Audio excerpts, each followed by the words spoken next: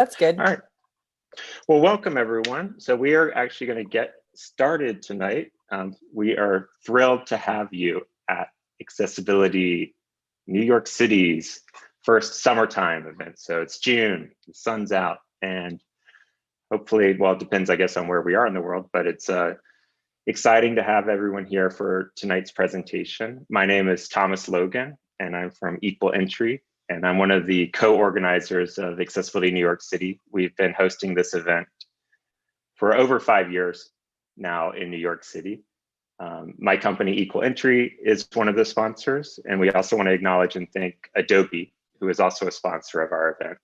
So whenever we go back to in-person meetings, I think that feels maybe like it's becoming sooner than later, maybe here in the US, but don't know when that's going to be. But typically, Accessibility New York City meets at the Adobe New York City office. So in the future, if you haven't been to one of our events there and you are based in New York City, that will be the location where we have the events, and we really appreciate Adobe's financial support for our meetup as well.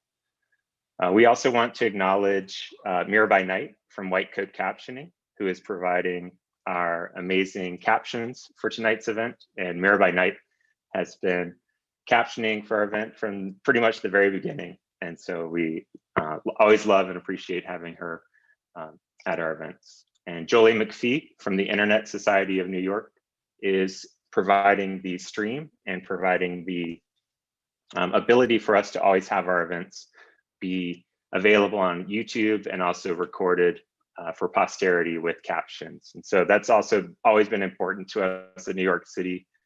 Even before the pandemic, we wanted to make sure that if people cannot join us in person, they can join us online via YouTube. So just as a note, for anyone that joins us via the YouTube stream, we do monitor the YouTube stream or the YouTube chat as well for questions for our presenters. There is a slight time delay between the event that's happening here in Zoom and what you're seeing on the YouTube stream, but we are monitoring that. And if you ask questions, we will make sure that we get those to our presenter. And so with all of that being said, really, really excited tonight to have Samuel Proulx from Fable. I had heard really amazing things about Fable from some big companies in Canada, and then I've been fortunate to get to meet Samuel and some of the people at Fable.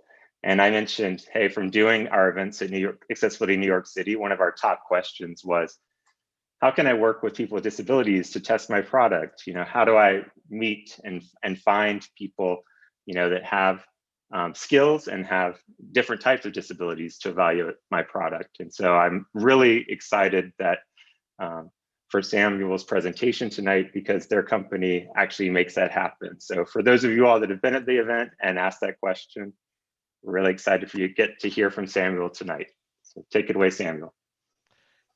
Hey, so great to be here with all of you virtually tonight in New York City. Although we're not together in person, it does mean that a lot of us get to be in New York virtually in a way that we may not otherwise have been able to. I myself am out of Ottawa, Canada, and Fable is headquartered in Toronto. So cheers to all the fellow Canadians who are with us tonight, and of course to everyone from all over the world, and to those of you who are from New York City. I'm Sam Proulx, as was said. My official title is Accessibility Evangelist here at Fable. Fable is an accessibility platform that is powered by real users of assistive technology in order to help you really get the voices of people with disabilities involved in your entire product development lifecycle, from sort of research all the way through ideation and prototypes, through development and release and deployment and testing and all that stuff. But hey, I'll be talking about Fable a little bit more later on. A little bit more about me. I have been kind of at Fable since very nearly the beginning. Started off myself doing kind of accessibility testing work, quickly became Fable's community manager, where I spent some time recruiting, building, growing, and managing our community of assistive technology users before sort of becoming the accessibility evangelist, where I get to do events like I'm doing tonight and talk to all of you about why, not only why accessibility matters, which is something that I think we all know and that we're on board with, but why testing with real users matters, and some kind of tips and tricks around how to do it, as well as a little bit of a screen reader demo will be coming up in the presentation later on. When I'm not working for Fable and talking about accessibility and the importance of user testing, I can usually be found hanging out on Reddit, where I do moderate our blind, as well as a couple of other subreddits. And it seems that even when I'm not working at Fable, what I'm doing is accessibility and community centered. Either that or I'm reading. So it really is something that takes over your entire life. But let's get into things. Before we talk about sort of the how and things like that, the real place to start is why. Why test with users with disabilities at all? Why not just use automated testing? Well, first of all, a lot of people don't realize that automated testing can actually only catch around 25% of accessibility errors, because a lot of the accessibility tests that they're doing are just testing to see if labels exist, if alt text exists, if these things are there, not whether they've been used correctly, not whether their contents is correct, not whether they've been correctly implemented. And of course, that moves into the second advantage of testing with actual users of assistive technology. And hi, that, Sam. yeah. Sam, sorry to interrupt you. I just wanted to, we actually have 22 people waiting on the YouTube stream. And the YouTube stream link has not started yet. So I just want to, if you can pause that thought for a moment, I want to make sure, because we've got several other people that want to get this information that are waiting. So Jolie, if you can let me know if there's anything we can do to get that live. Okay.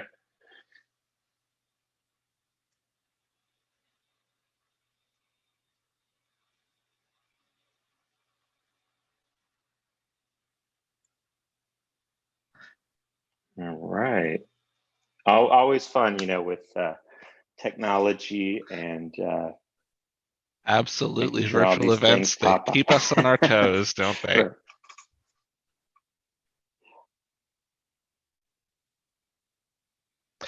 Is by chance the recording? People are saying they need to join that blind subreddit. Could you just tell us a little bit about the blind subreddit while we're set up here? Absolutely. For those of you who are Reddit users, or even if you're new to Reddit, there is the kind of Reddit subreddit is available at reddit.com/r/blind.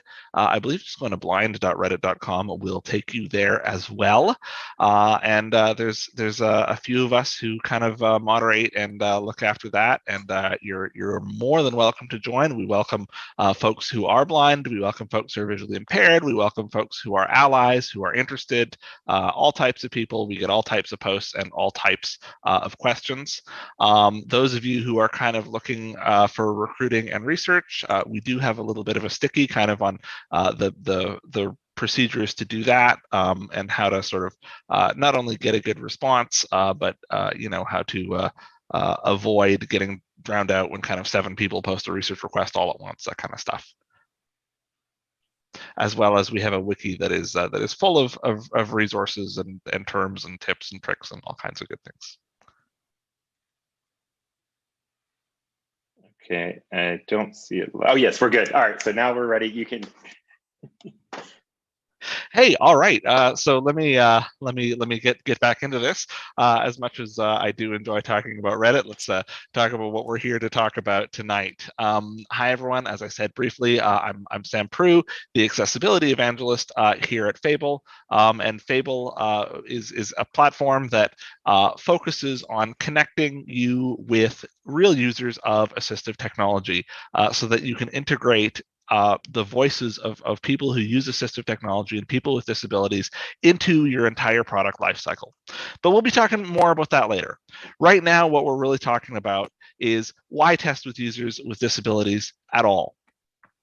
And the first sort of point that I was just covering is that automated testing really can only reliably catch 25% of errors.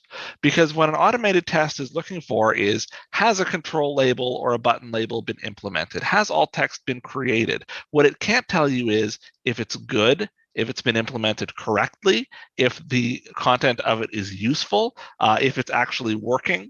As many of you who sort of work from browser to browser and platform to platform probably know, each browser and each platform can be a little bit different. And automated testing sort of doesn't necessarily tell you about all of those things either, that really are about the experience. And that's another one of the big advantages of testing with real actual users, because automated testing doesn't tell you about the experience. When you test with a user of an assistive technology, you're actually getting insight into the real experiences that they're having. And so when you see an error from an automated test, it can be very difficult to prioritize it and to figure out, when should it be fixed? How should it be fixed? What impact is this having on people who actually need accessibility and actually need to use the website? Whereas when you're working with users of assistive technology, you're getting that feedback. You're seeing, oh, they can't properly activate this button because it doesn't have the correct keyboard intercepts, or they can't tell what any of this stuff is because the form labels are non-existent or incorrect, that kind of thing. And working with and understanding the needs of people with disabilities makes products that are better for everyone. I'm sure you've all heard people talk about kind of types of disability, situational disabilities, right? People who are in a loud bar, a loud environment, kind of use captions as well as deaf folks. And so, it's a feature that helps more than just one person. I'm sure you've probably heard about how dark mode really started off as part of accessibility features and very quickly became something that everyone wanted and something that every app has to support.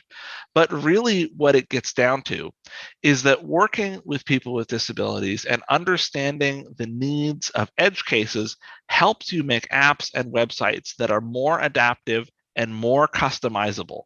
And the more adaptive and customizable your app is, the better it behaves in kind of these accessibility situations, the better it will adapt to the needs of everyone. Now, one question that I get a lot, and it's a fair question, is why not just have our QA people test for accessibility like they would test for anything else? Why not just have our developers, whenever they develop a new product, why don't they start the screen reader and the screen magnification tool and give it a quick test and see if it all works? Well, there's a few problems with that. First of all, assistive technology is a learned skill.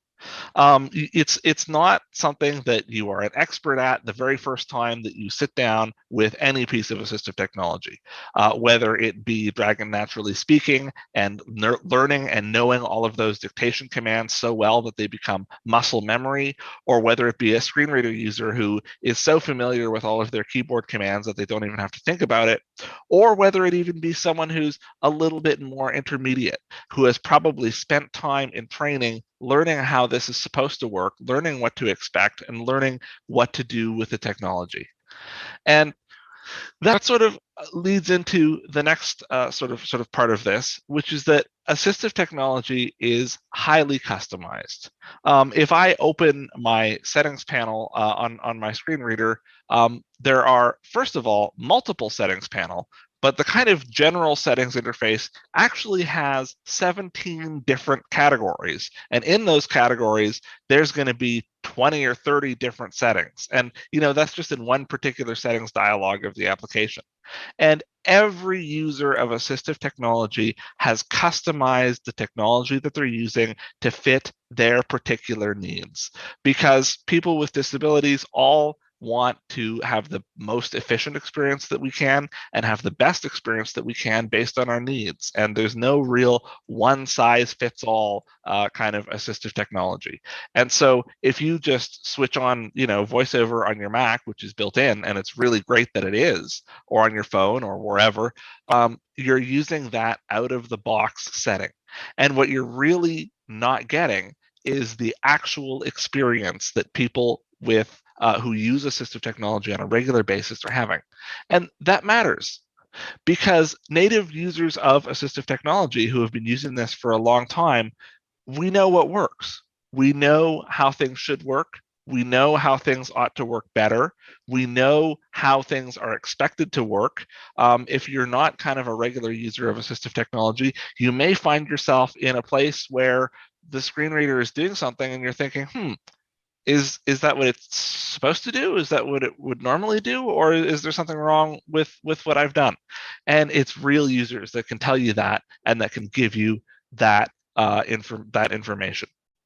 And of course, another super important part of this is that testing with people with disabilities builds empathy.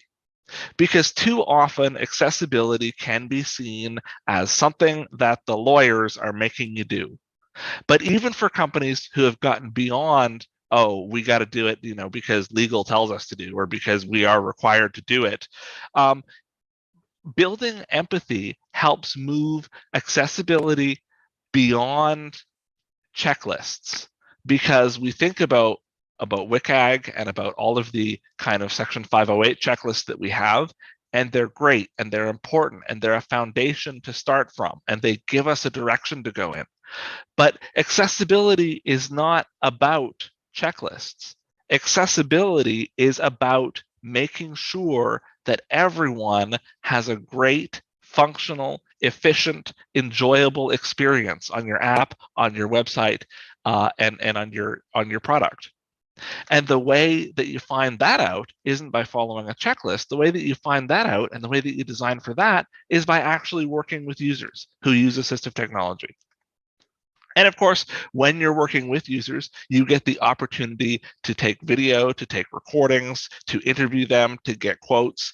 And that is really useful for helping everyone in the organization, not just perhaps you, who can sometimes be the one accessibility person in your organization, right? And the one person who's kind of the subject matter expert in this, and everyone else thinks, oh, we don't have to deal with it, it's not our problem. Working with real users can really help you spread that word that accessibility is something that everyone should be doing. Now, I want to return to automated testing just for a couple of minutes, because I talked about automated testing a few minutes ago, and I said that it only catches 25% of the errors, and that it can't tell you about the experience, etc. But automated testing is useful. I don't want to leave anyone with the impression that we should just all test with users with disabilities and we should never do automated testing again.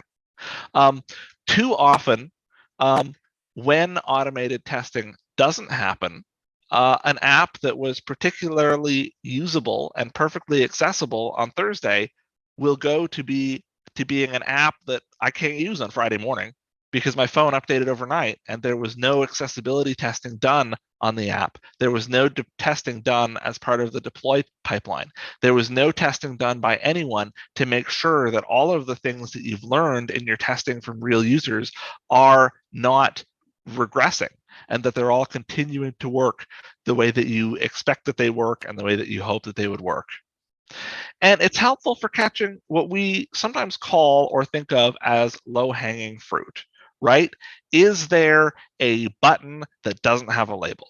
Is there a checkbox that you can't tell what it is? Is there a picture that has no alt text? And we sort of call that low-hanging fruit because it's easy to catch and it's easy to fix, but low-hanging fruit does not mean low impact.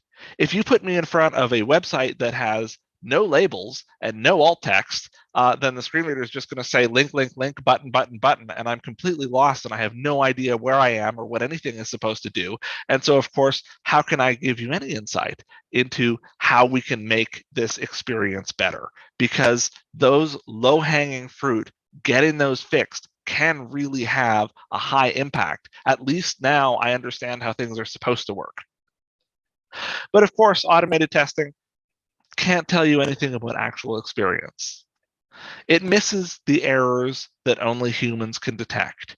Too often, I see a lot of websites where the alt text says placeholder or to do or add this later. And of course, that passes most of the automated testing. And so it's automated testing and doing testing and research and ideation and design that involve real users of assistive technology that go hand in hand in order to make an accessible product. But we've talked a lot about accessibility, about how to make an accessible product, about assistive technology.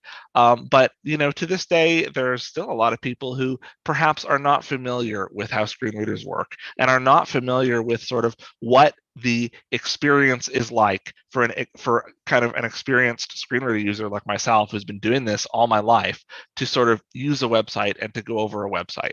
So I'm going to do a screen reader demo for everyone tonight. And what we're going to do is we're going to use a website called Bookshare. And I picked that website for a couple of reasons. Number one, because Bookshare right now is very active in the New York area. It is a library that focuses on offering downloadable ebooks to people who cannot read print due to a visual or to some other disability. And so Bookshare is a website that works very closely, as you can imagine, with people with disabilities, and that doesn't just stop at automated testing and automated accessibility. And so as we go through this demo, I'm sort of going to give you some insight as a longtime user, as Fable, we've partnered with them into some of the things that they think about as we go through this user experience, and sort of move our way forward. But before I do that, what I'm going to go ahead and do is I'm going to stop our screen share, and I'm going to take some questions perhaps, and then I will sort of get ready to reshare the screen with my screen reader audio turned on, as I know you probably all didn't want to hear my screen reader reading every slide to me as it came up on the screen. Great. So while we're transitioning, so we got one comment and acknowledgement that they really appreciated you use the images from, I think it's disabled in here. Yeah, they're great. We need more exclusive. We need more inclusive imagery, like kind of stock imagery that can be used. It's so important. And I want to let everyone know too, I typed it into the chat, but please feel free to type your questions into the chat while the presentation is happening, and also type into the chat if you would like to ask the question yourself, or if you would like me to ask the question on your behalf as we go. And also I had a question just on the automated testing tools, like how accessible, or do you have any automated testing tools that you think work best with the screen reader, or that, are there ones that don't work well with the screen reader? It really depends on sort of how you're using them and what you're using them for. So it's really about the interface in front of them, right? Because things like Wave and Axe can come as a browser extension where they say, here, highlight with the mouse and right click on the part of the page that you want to test. Or they can come as like, here, put this URL in and we'll run an audit for you and we'll give you a fully accessible report, right? Or they can come as like a Docker image that'll like run a whole Firefox for you and go through a website and spit out a report. And so it really depends how you're using them. There are certainly ways to use them that are wonderfully accessible, and there are ways to use them that, of course, have their accessibility challenges. Thank you. Thank you. I think we can just go to the demo. Yeah. Absolutely. Why don't we do that? I know we're heading up on 7:30 here, so I'm conscious of time.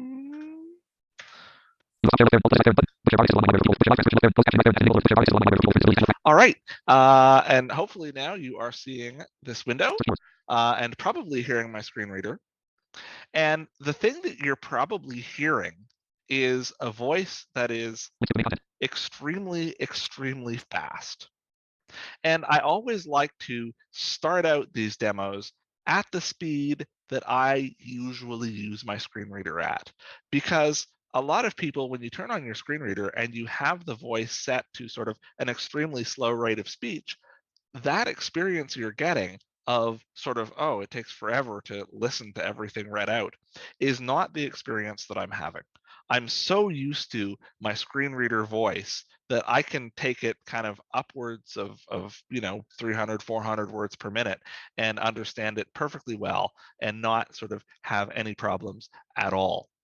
But for the purposes of this demo, and so that we can all follow along, I will slow it down just a little bit. Rate 35, rate 30. Link skip to main content. I think that ought to do us. Slowed it down sort of to under half of what it was. So I'm on the Bookshare homepage now. Status updates. And 4 unread. it would be really nice if the screen reader didn't start talking while I was talking. My apologies. I'm on the Bookshare homepage now, and the first thing I really like to demonstrate to people is how important semantic markup is and how important sort of having buttons and form fields and things correctly labeled is. Because as a screen reader user, I am not going to read this entire web page. I've come here with a goal, and my goal is to search for a book. And so what I'm going to do is I'm going to press E. Banner landmark, search keywords, edit title, author or ISBN, search keywords, edit sub. And that jumps me right to the search keywords field. I knew exactly what I wanted. And because the search keywords was an edit field, not a button or a combo box or something else odd, I was able to get right to where I wanted to be with one key press and not have to sort of worry or to explore the whole page or to do anything like that. So I'll go ahead and type in a search string here. E-S-E-L-A-K-E-E-A-L-A-K-E.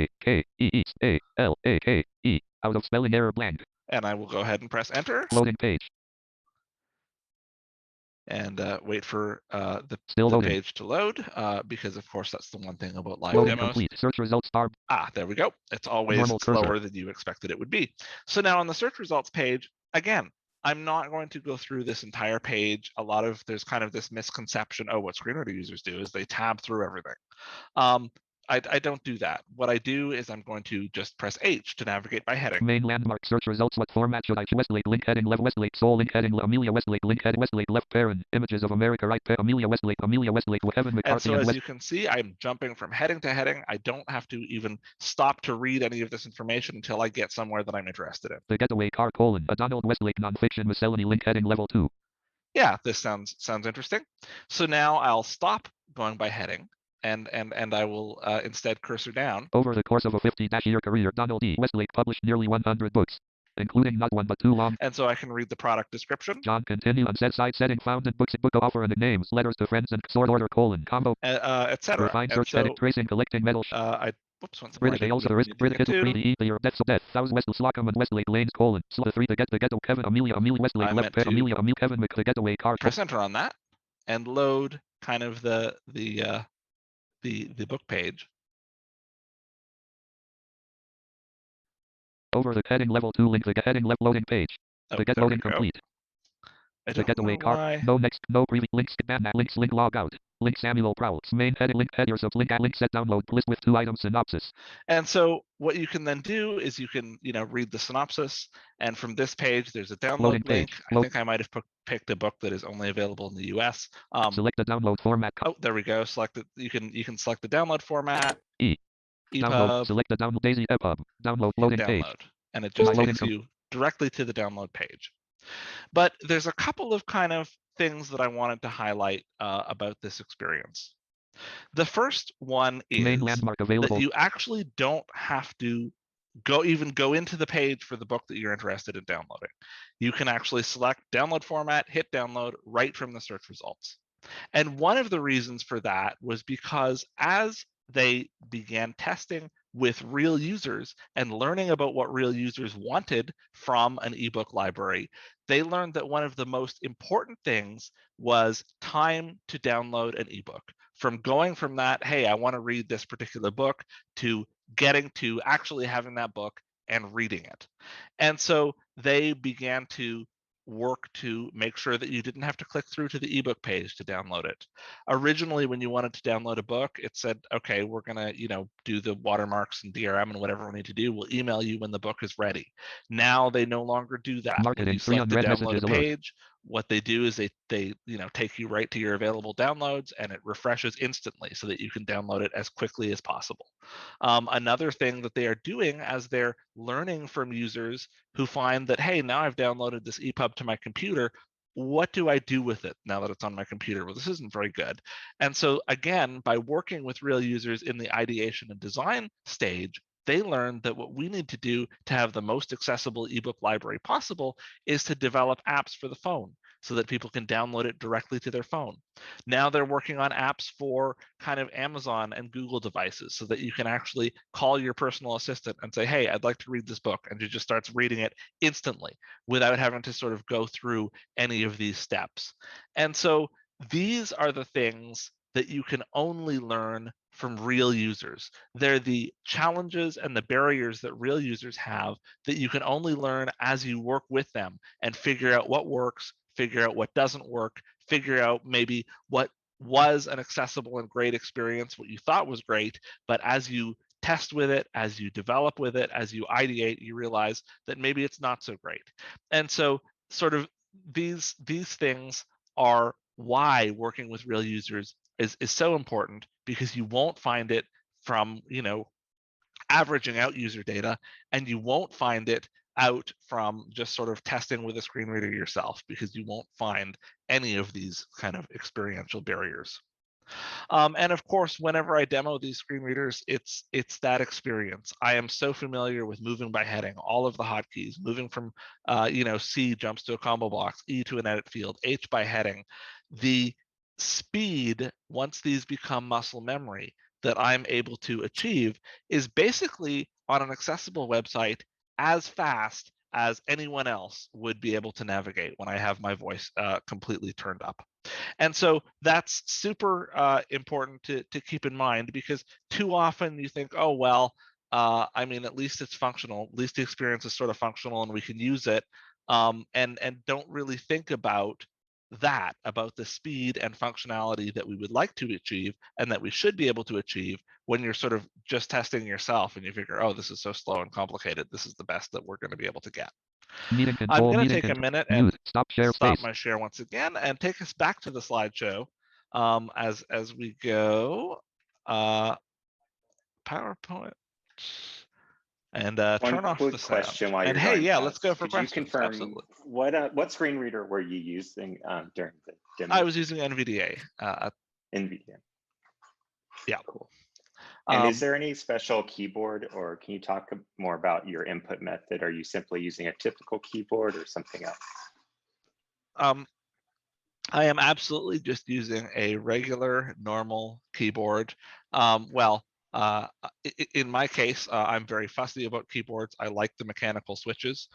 So I have a kind of Steel Series keyboard with the mechanical switches because I love them. I love good typing feedback. I'm typing 8 hours a day, right? But no, it's a completely normal keyboard. I'm a touch typist, and it's super important, I think, for at least screen reader users, because we use that keyboard so much. Great. And for everyone else, just keep typing your questions. I'm making a list of them for when we get to the Q&A section. And I will ask all of them, or you will be called on to ask them. Thanks. All right. Hopefully you have the PowerPoint back and you don't have screen reader sound. Assuming things are working. It looks. All right. So we've talked a lot about why to do it, done a little bit of a screen reader demo, kind of demonstrated, how the experience can be different, at least for a screen reader. All of those things that we've said hold for screen magnification, for Dragon Naturally Speaking and voice control, for switch systems, for all the rest. I focus on a screen reader because that's what I'm using tonight and that's what I have here.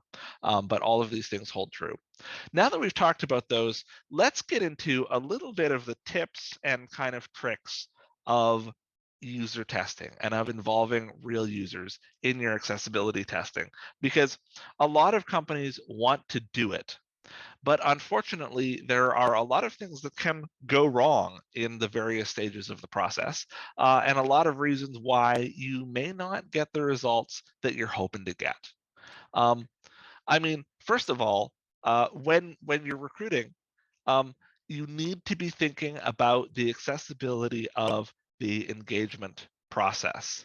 Um, One particularly interesting engagement that I had kind of before I worked at Fable here, because of course, as a person with a disability, I've now had the privilege of being involved in accessibility testing from both sides of this. Is someone that was trying to recruit screen reader users to do some testing for them. And they had used a recruiting tool where the form fields were all unlabeled and the forms were just inaccessible and couldn't be filled in because that was just the tool that they used to recruit user testing. And so they hadn't really thought about, is this accessible?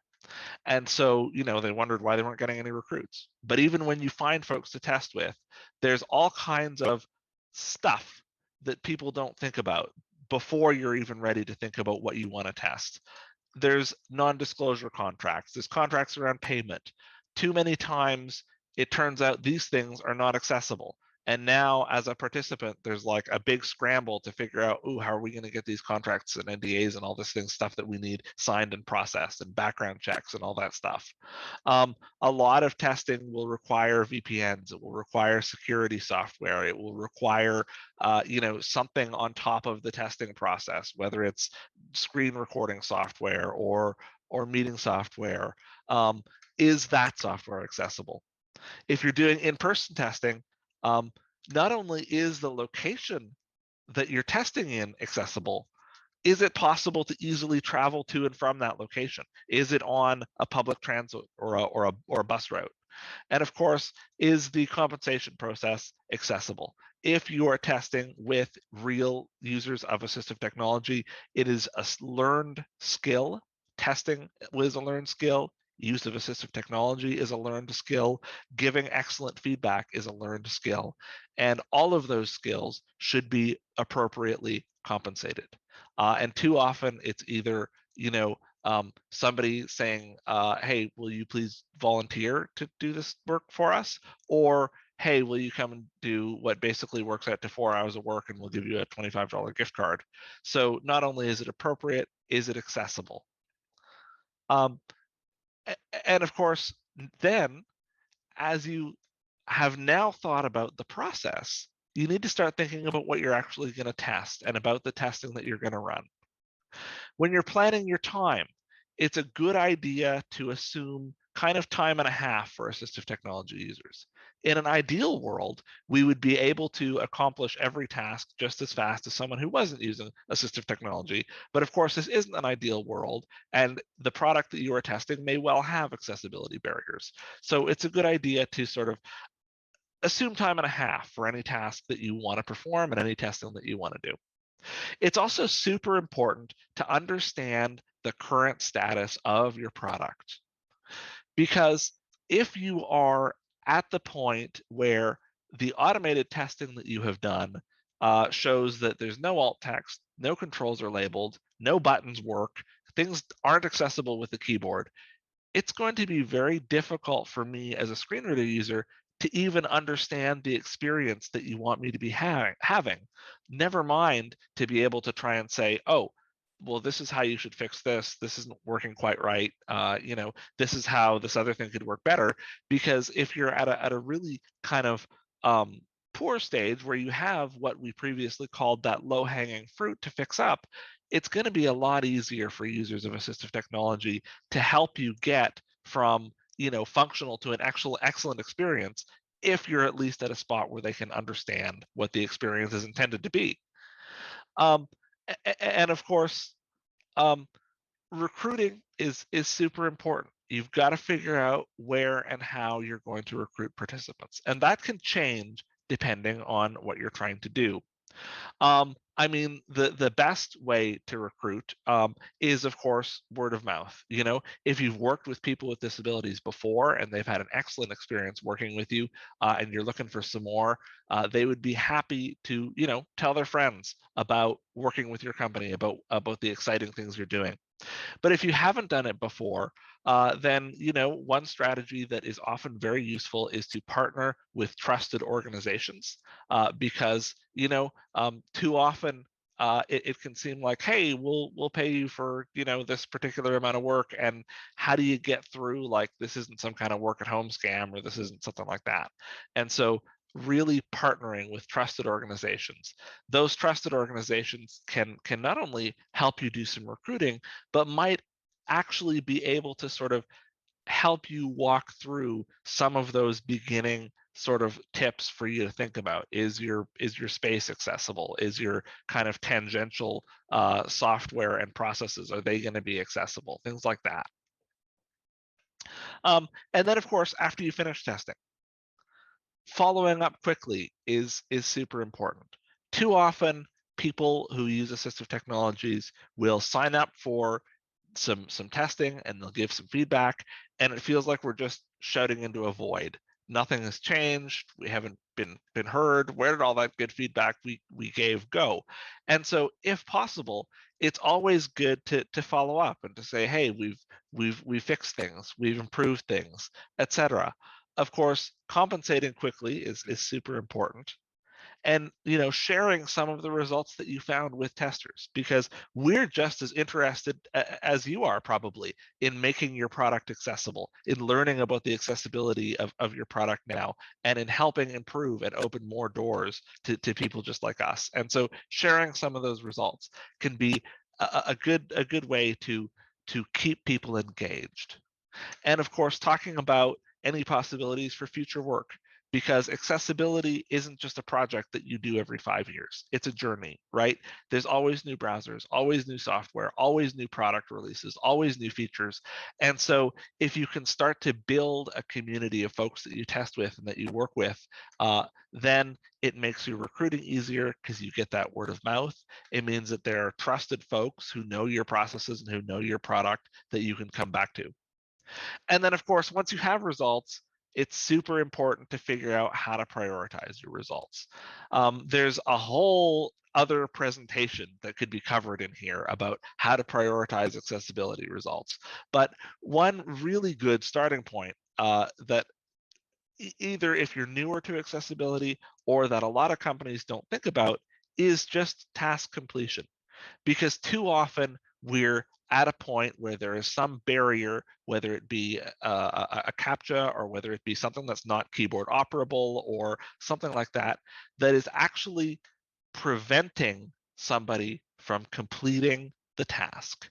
And it's those that are your real barriers and that you can fix. And so if you think, hey, we noticed that screen reader users couldn't complete the sign-up flow, figuring out why and fixing that is a really good way to prioritize things.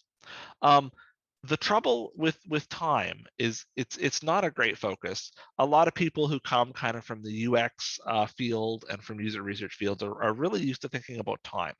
And the problem with time is that for me as a screen reader user who's using my screen reader at 400 words per minute, versus, let's say, perhaps somebody who's using a switch system, which a switch system is a system that allows you to control your computer through the use of just one button, just one little switch. It breaks the screen down into grids and sort of cycles through them and lets the switch user narrow further and further down based on what they're looking to access.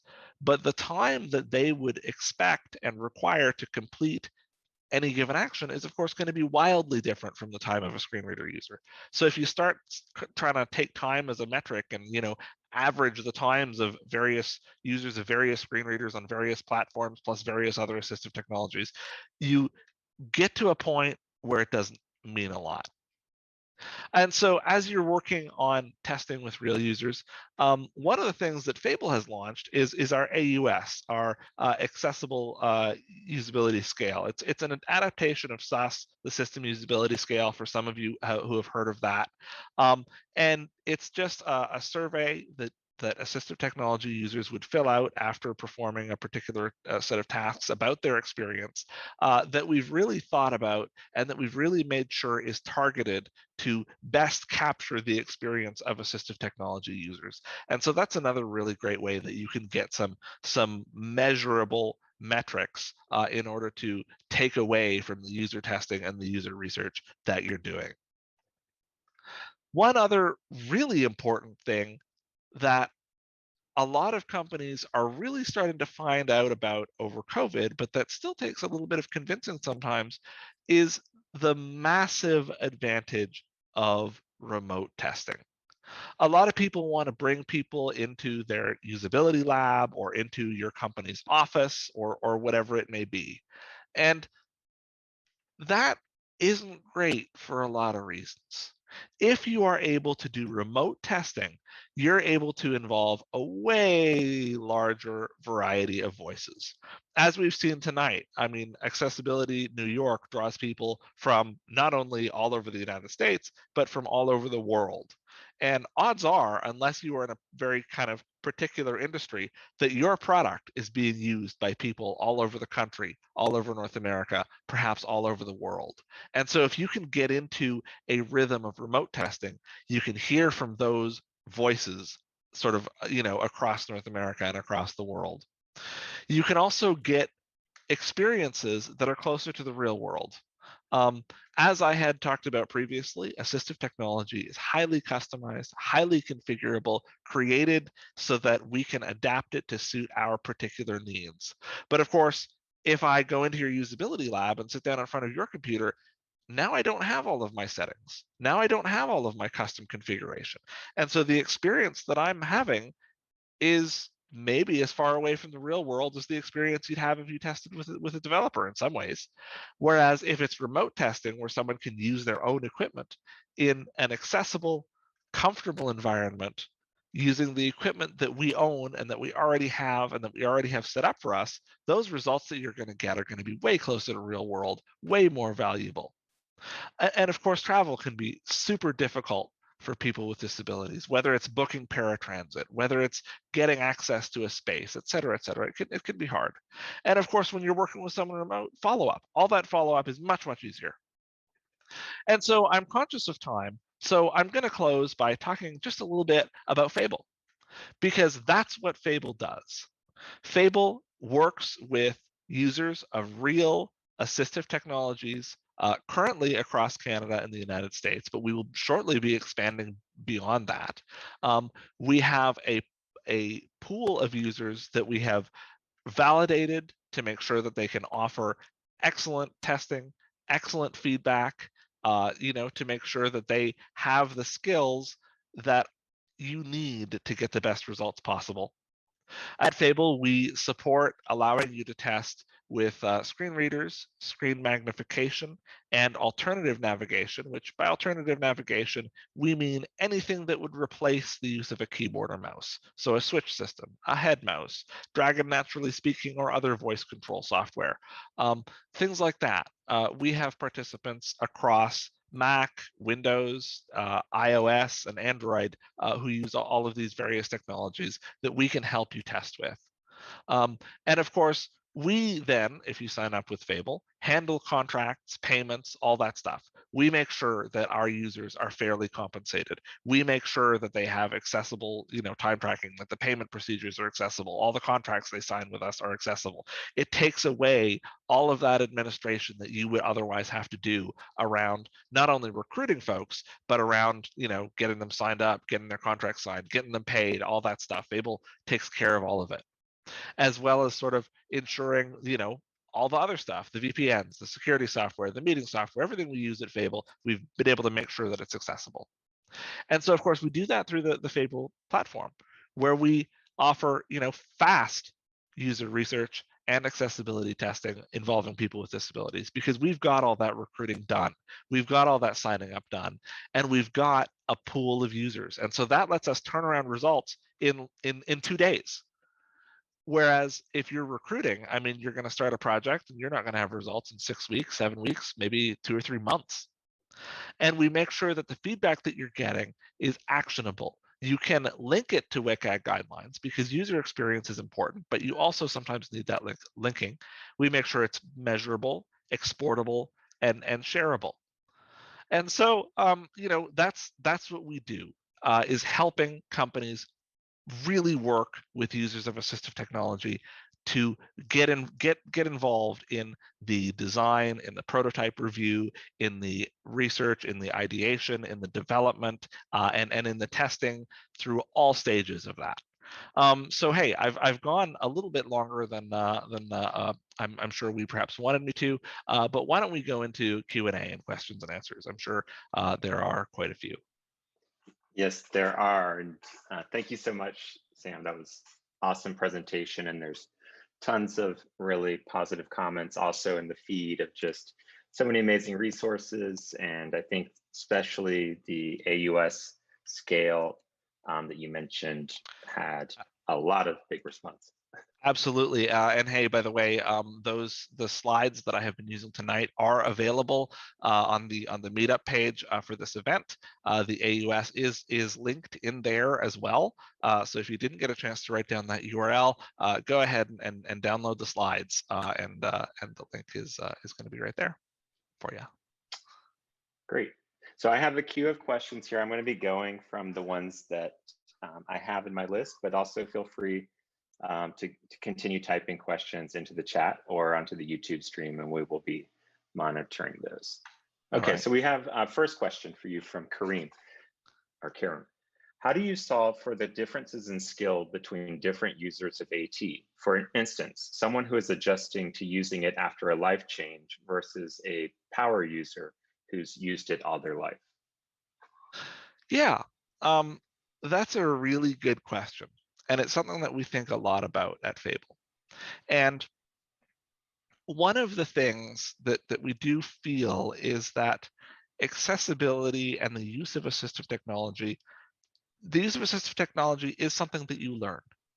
It is a skill, and it does need a little bit of training. And so for us, we do work with intermediate users. We do work with users who have picked up assistive technology after a life change. But sort of one of the things that we look for is somebody who's working with us to test our products needs to have enough skill with their assistive technology to understand if something is not working because they're not sure how to do something with their AT, or because of a flaw in the website or a flaw in the app. And that does take a little bit of training. And it's something that we think about a lot at Fable, like how can we make sure that everyone gets the training that they need, not only to work with us here at Fable, not only to do accessibility testing, for us, but those skills are necessary to be part of the workforce, right? And so there's a certain minimum skill. Now, of course, you will see differences. Someone who perhaps is newer to their assistive technology, they might know how to navigate by heading, but they might not realize that X will take them directly to the nearest checkbox. And so sometimes they'll take a little bit longer to do things, and that's fine. And that's perfectly okay. And again, it really comes down to making sure there are no barriers that are blocking somebody from doing something, because an intermediate screen reader user should still be able to do everything that I can as an advanced screen reader user, even if they're doing it a little bit slower. Because some of the things that I do as an advanced screen reader user, such as trying to use optical recognition to recognize a CAPTCHA, or going into the accessibility or the developer console in my browser in order to activate some function on a div that isn't keyboard accessible. Those are things that nobody should ever have to do, and that nobody should do, ever. I sometimes do them because the bill has to get paid, or the form has to get filled out, or the thing has to get done, but nobody should have to do that. And so, if kind of a newer to intermediate user can't do it, then an advanced user, even if they can do it, is probably doing things that they shouldn't have to do to get through it. That makes sense. All right, your next question is from Shalini. Can you talk a bit about cognitive disabilities? For example, for a user who might have trouble choosing between similar or many choices. Sorry, my screen started talking at me. Can you repeat that again? I apologize. Sure. This is from Shalini. Can you talk a bit about cognitive disabilities? For example, for a user who might have trouble choosing between similar or many choices. So at Fable, we do not currently work too much with those users who have cognitive disabilities. And one of the primary reasons for that is because we are very focused on assistive technologies because it's easy to say, oh, this website was tested by, say, an NVDA user, or this website was tested by, say, a JAWS user. Whereas when you get into folks with cognitive ability challenges, it's not the same in that way. Nobody will experience the same cognitive challenge in the same way across two different people. And so the important thing there's a lot of tips and tricks out there that are available. There's a lot of great resources that talk about how to design best for folks with cognitive challenges. But the really important thing there is making sure that things are adaptable and making sure that things are easy to use. And testing with assistive technology will get you a lot of the way there. So for example, there's this sort of classic thing that you should never have a link that says click here, because as I'm tabbing through links, I'm just going to hear click here over and over and over again. And of course, the cognitive users are going to struggle with that same thing. It's a link with the same text over and over again. Where does it go and what does it do and what's different? But it is important to make sure to capture the kind of struggles and difficulties that folks with various cognitive challenges will have. But the challenge is really sort of figuring out how to kind of get that in a very replicable way when everybody will experience those challenges just slightly differently. Great, thank you very much. All right, the next question is from Alice. How important is it to have JAWS installed on a Windows machine for QA testing? Would NVDA on a partitioned Mac serve as well? My upfront answer is yes. NVDA, especially when it comes to the web, does an excellent job. NVDA, especially with Chrome and Firefox, does a really great job. And the nice thing about NVDA is when it does something that's sort of not according to the standards, it's all open source. And so somebody has probably already filed a bug about it on GitHub. And so if you're sort of thinking to yourself, I wonder, if this isn't quite behaving the way that it should, according to what the standards say it should do, there's that transparency, and you can go look it up and say, oh yeah, this is either known, or it's been fixed, or it's being fixed, or something like that. But that doesn't come up too much, because at least on the web, NVDA does a very good job. The place where you might want to make sure that you have JAWS is if you are using kind of a lot of custom apps that aren't on the web that you need to be testing. JAWS becomes more important. Or if you are using a lot of kind of these older business apps that need to be tested in Internet Explorer, because JAWS, I mean, you may not know this, JAWS actually stands for Job Access with Speech. And so JAWS is really laser focused on the corporate world, and laser focused on making sure Internet Explorer and like the old apps in VB6 that corporate still has to use will remain compatible. Whereas NVDA is kind of an open source project that's by users for users, and will sort of drop Windows XP compatibility and Internet Explorer compatibility a lot quicker than JAWS might. Thank you. I'm going to take one question a little out of order, just that relates to this, and it might be slight reiteration, but from Enrique. How about browser and screen reader combination? What's the preferred combinations or recommended combinations for browser plus screen reader? I mean, I think you should be testing with what people are using. To be honest, I don't know if you're familiar with the WebAIM kind of screen reader study. They do a study on kind of screen readers and browsers every year, and that sort of tells you, what are people on different platforms using, what browsers are they using, what are they preferring. And so instead of sort of me saying, well, this is what I use and I think this is what's best, the best thing to do is to go look at all of that data that they've got out there for you, and see what folks are actually using according to the surveys that are being done, and what's actually going on, and saying, okay, well, this is 97% of NVDA users use this browser, so I better test that combination. Make decisions based on data rather than anything else. That sounds great. All right, from Nathaniel, we have a technical question. Do we know much about how different screen readers read the AOM, the accessible object model? We certainly know a lot about how NVDA does it because, of course, it's open source. You can go and consult the code. The thing about the accessible object model, and I'm not sure necessarily what that even is, because on Mac there is a very different set of object models, say, than there is on Windows. And on Linux, it's a whole different thing, which we won't get into. But even on like iOS and Android, the way that screen readers model accessibility information, the way that they will access the DOM, the way that they will sort of do things, can be different from platform to platform.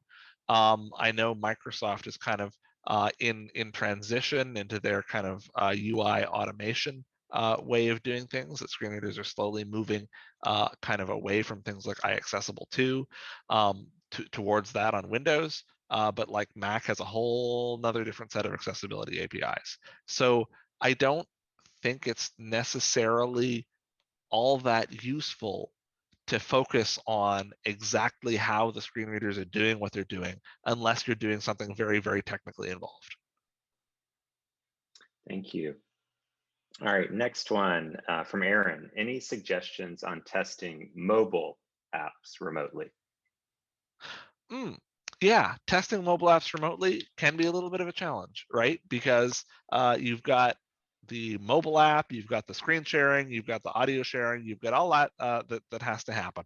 A couple of things that we find works really well is if you have someone join, say, using software like Zoom on their computer, and then sort of either use like screen mirroring or AirPlay if they're on the Mac platform.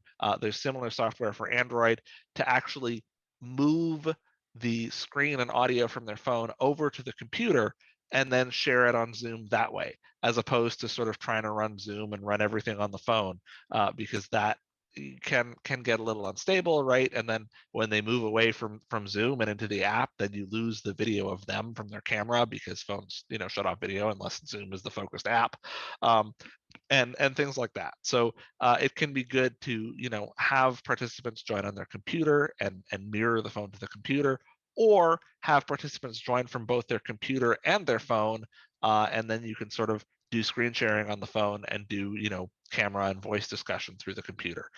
Those are a couple of different ways of doing it.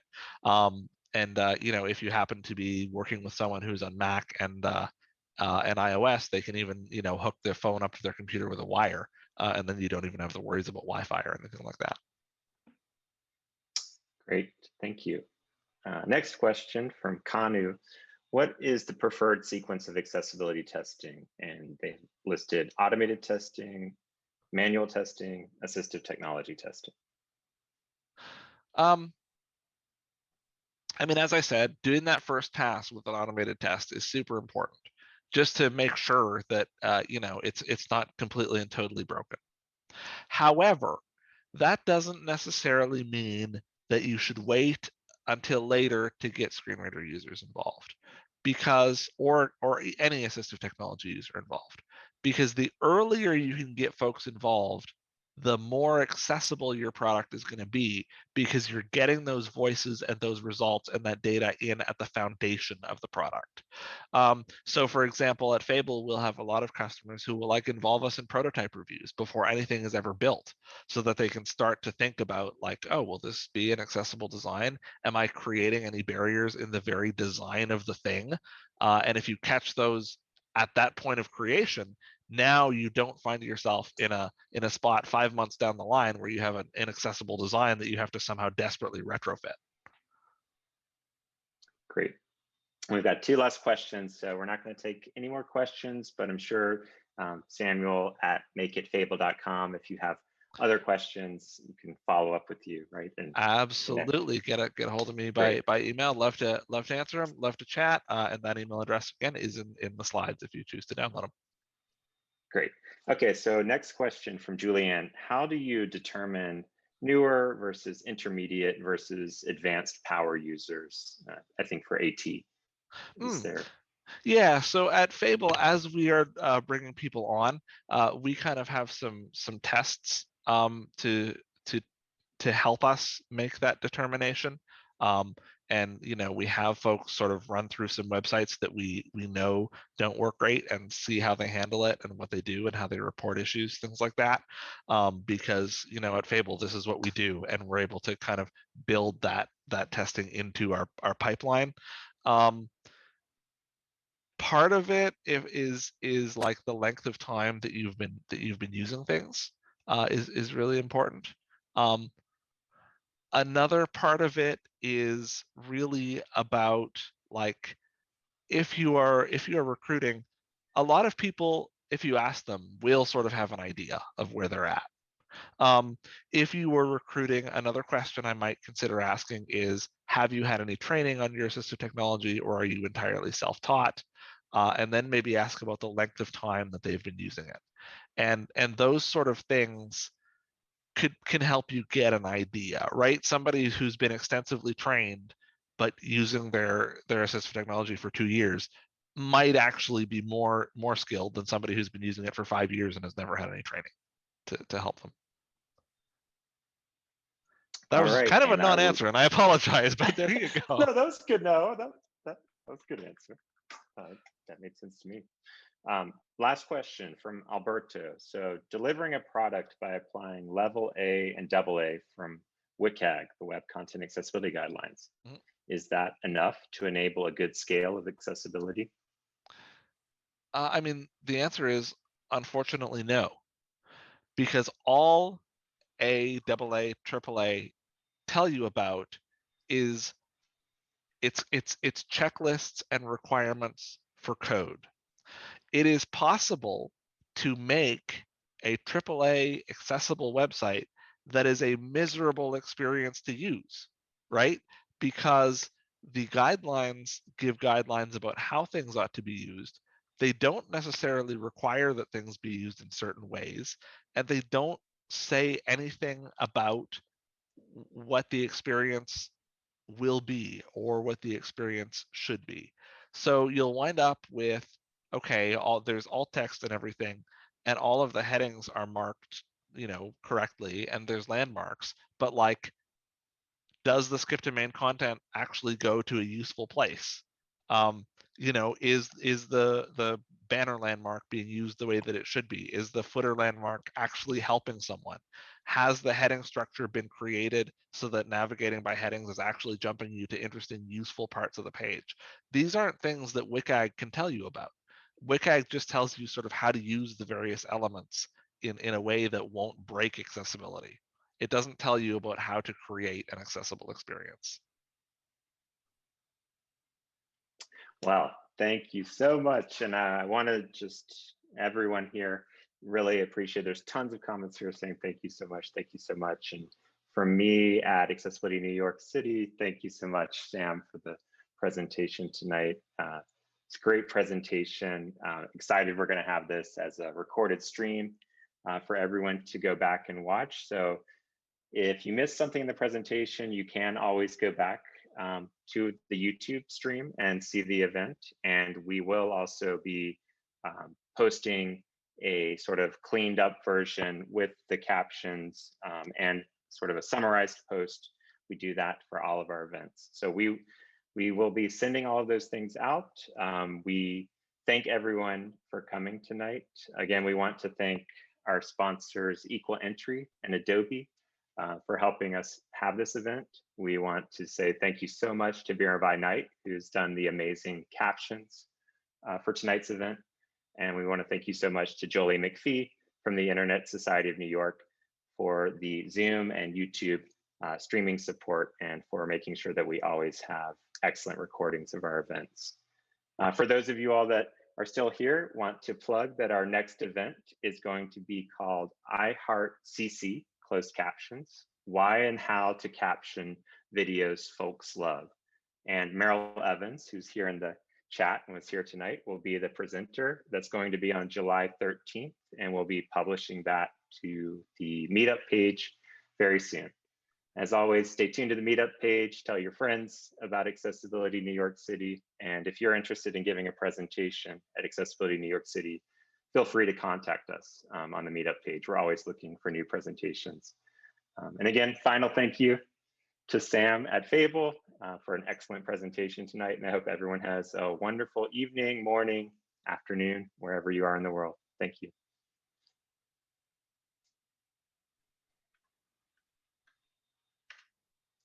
All right.